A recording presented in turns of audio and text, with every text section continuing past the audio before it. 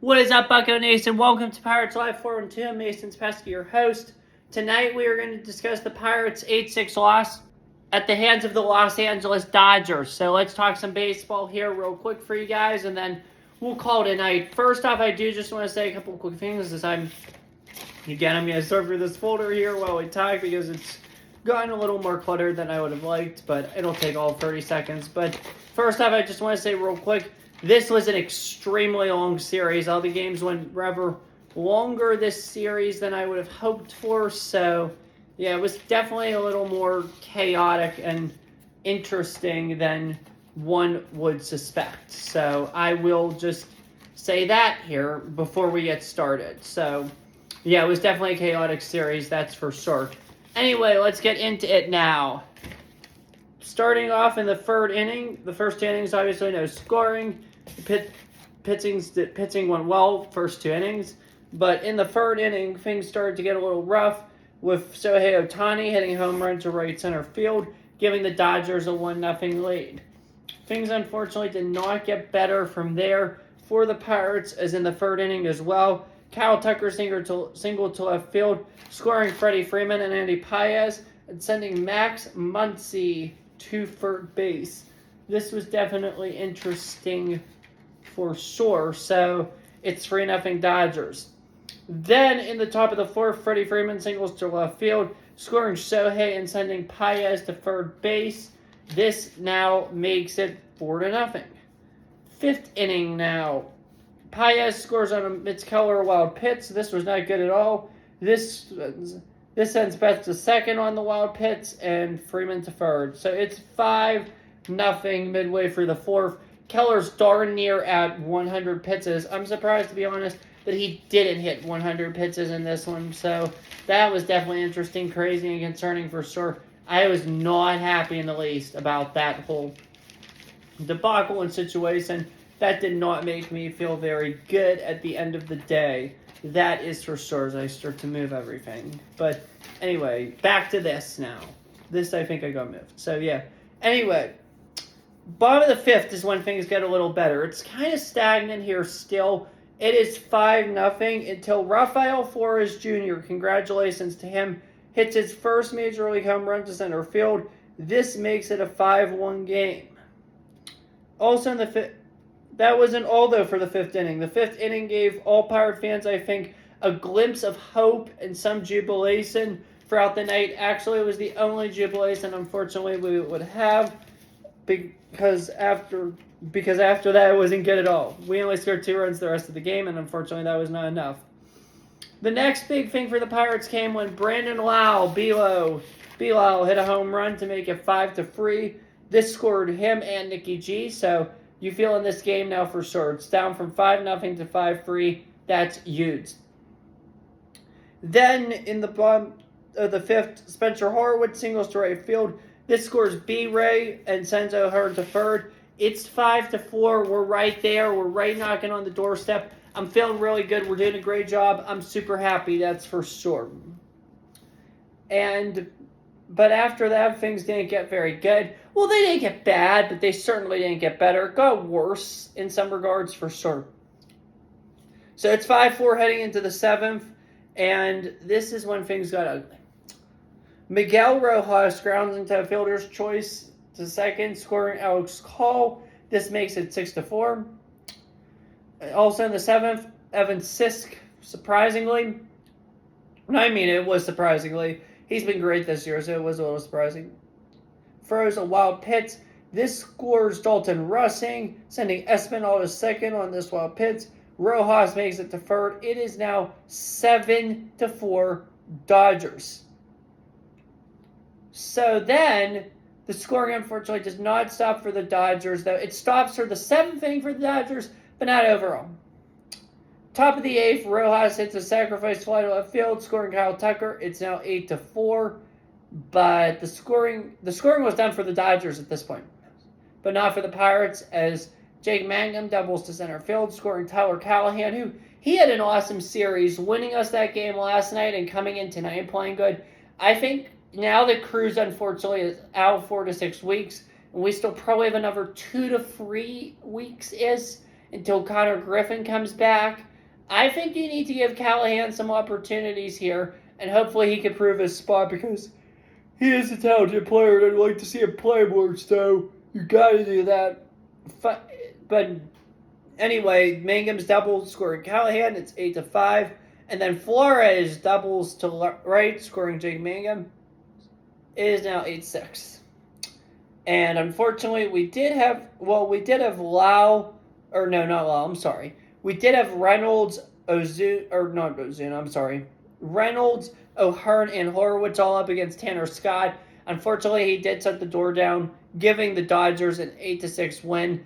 Dodgers are 44-25. We fall to 35-44. So definitely not our night. Not very. It was just wasn't our night. It was a rough night for sure, and it's just part of the game. You're gonna have these rough games, and it's baseball. That's all I'm gonna say. It's baseball. You're gonna have rough nights. Let's get into some of my notes here. I didn't take a lot tonight. It was a busy night for sure with everything at the game. So yeah, I didn't take a lot of notes, but I'll tell you what I have. It's not even a full page. I took like 2 notes of pages each of the last couple days, but last night I did not. I barely took notes at all. Alrighty, let's talk about some notes I took. The Ohtani home run was a tough pill to swallow. Yeah, it was. I know what we did on Wednesday night. And I'm not doubting what we did Wednesday night. That was real? That happened? That was great. However, you don't get that every night. You really don't. And that's why the Ohtani home run was a tough pill to swallow, because I feel like when something like that happens, it kind of puts us in a hole. And when we get into holes like that, it's hard to respond, and it kind of affects momentum. Now, granted, that home run meant very little in what the actual outcome of the game was, but it's still, when we go down 1-0, I know we come back hard and we score a ton of runs. Our offense is phenomenal this year, but it just feels like it's not a good save for some reason, and I don't know why, but that was tough. But I think I made it out to be tougher than it was. Definitely an issue that Keller struggles after his first time for the order. We kind of know his ceiling at this point. Yeah, that's the thing. Obviously, we remember last year the big free that people expected us to move at the deadline. Dennis Santana, David Bednar, and Mitch Keller. We only moved one out of the free, and that's obviously David Bednar. The return for Bednar is yet to be seen. Hopefully we saw a little bit of it tonight with the Flores home run. But I think overall, the return is yet to be seen. Santana, obviously, I think, in hindsight 2020, looking in hindsight, it was a mistake not to make those trades. Trading Santana and Keller. It would have been hard to swallow. It would have been a really hard pill to swallow at the time. But now that we know what we know now, thinking back, it kind of maybe was a mistake.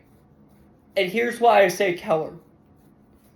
At this point, we kind of know what we're getting. He got his contract, and this is not to critique Mitch Keller, because Mitch Keller is a great pitcher.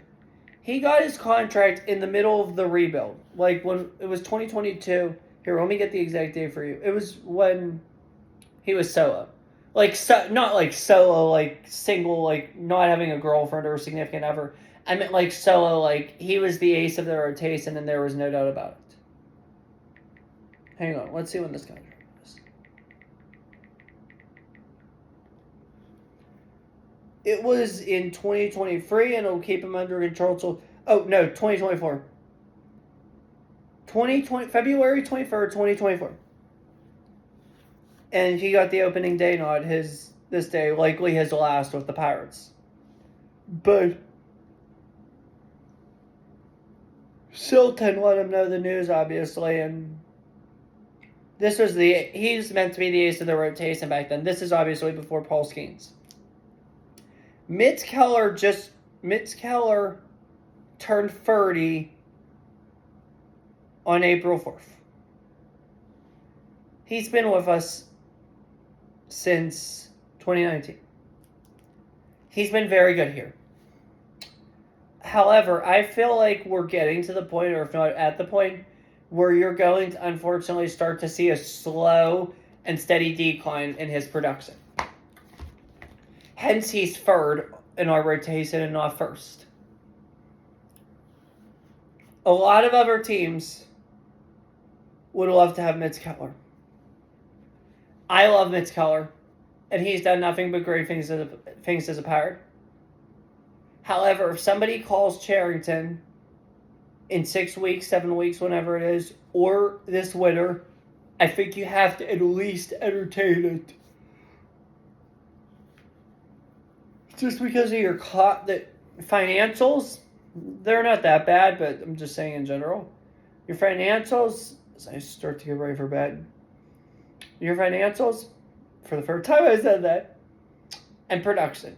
I don't think they match as well as they could. So that's why I'm saying you should look into it. It is definitely concerning that he can't make it for the first time of the order. And what I meant by we know his ceiling, I think we just talked about it like he's turning 30. It's not like he's a Cy Young candidate or anything. Like this pitching staff, it would get worse without him, but it could survive without him. And that's what I'm saying. You could have Carmen go back into that slot or move Ashcraft up, put Carmen in Ashcraft's current slot, keep Chandler, because you have guys coming up for the minors now that can make it work and make it work worthwhile.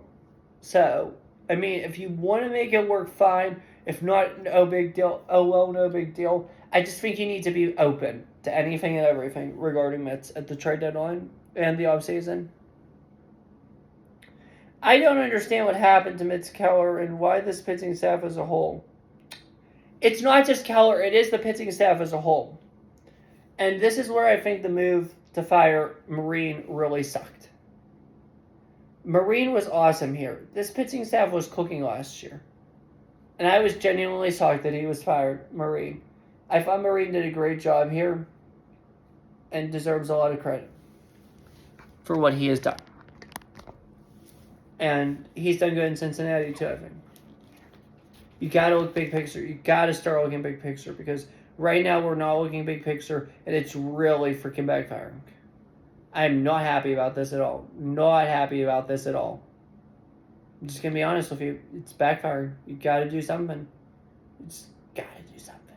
You got to do something. Not happy. Lots of players hitting their first time runs this series. Yeah, good for Rafael Flores. Good for Tyler Callahan last night. It's been great for those two, so congrats to them. Give them a round of applause. Good job to those guys. So great to see. Here we go again. Are the Dodgers legit gonna copy the Spurs? They were flirting with it. They were freaking flirting with it, guys. Never say never. They were absolutely flirting with it. They did it last night. They almost did it tonight at times. So don't doubt that. So yeah, I wrote in this notebook, we are going to win this game. Me at 8:20 p.m. Yeah, I'm real smart. Real smart. Yeah. Thank God Donnie put in a horn. That was a great decision by Donnie. I think he did a good job managing tonight. I really did. It was just, I'm just rather disappointed in the decision to fire Marine. I think that was the one bad issue, or his worst decision since becoming manager. He's been a good manager. He's been solid, and you know what you're getting, and this team has been better off because of him, and I'm thankful for him. So let's give Donnie Kelly a round of applause. He's done good. However, I just think some of his decisions during games, somewhat of his manager's style, obviously the ejections, but he does a good job with those. Fighting for our guys, so good for him. And what was I about to say? Not about the Twins. But yeah, it's just, yeah. I think that you could have done better, obviously, with the pitching goes higher. I understand why you'd want to change it up some. It is his job. He wants his staff. He wants his people. I get that completely and totally, but none of the bull crap. None of the bull crap. series. And are we going to really come back again? Yeah, I wrote that down. So we'll see what happens. Yeah. I think everybody in that stadium felt comeback at times, and we fought hard tonight. We fought hard last night. We fought hard 2 nights ago, and we competed with them. All nights other than Tuesday, we competed, and I'm not happy about this series, but I'm not pissed either about it. You're going to have this, and it's just life. It's just how the world works, unfortunately. So, and how the world works for me is that's all I have for tonight's post-game show. Thanks for tuning in, as always. I hope you enjoyed this show. Definitely a lot between balancing this and my job. So, yeah, but it was good to see you all here tonight. I really hope you enjoyed this one. Marlins coming this weekend for free. We'll be covering that series. I'm super excited to see them. Peter Bendix, their president of baseball operations, and Clay McCullough, their manager, run a good show. They already have accumulated young prospects and young studs such as Kyle Stowers, Connor Norby, Ellen Cassie. They may get some more if they do decide to trade Sandy Alcantara. That will be interesting to see. We'll definitely talk about that more throughout July and August on this channel. So, yeah, I love doing this. I love doing this with you guys. I know I sound tired, and I'm sorry I sound tired. It's just a lot of times I run on when I have these games and all that 4 to 5 hours of sleep. It's not pretty. It's not fun, but I'm doing it for you guys, and I love doing this for you guys. So that's all I have for you guys today. I hope you enjoyed it. I'm totally fine. I'm not very sick at all. Just a little bit of a cough somewhat. And yeah, I'm just living the dream. And we'll live the dream again tomorrow to kick off, or today, actually. Today to kick off Buckle weekend against the Flying Fists. But for tonight, we're going to live the dream. We're going to go to bed. And actually live the dream by saying what I always say in conclusion. Have a good one. Take care. Stay safe. And as always, peace and God bless. And don't forget to hit that subscribe button. I'll see you guys for the pregame show tomorrow. Earlier today against the Marlins. Bye. Good night.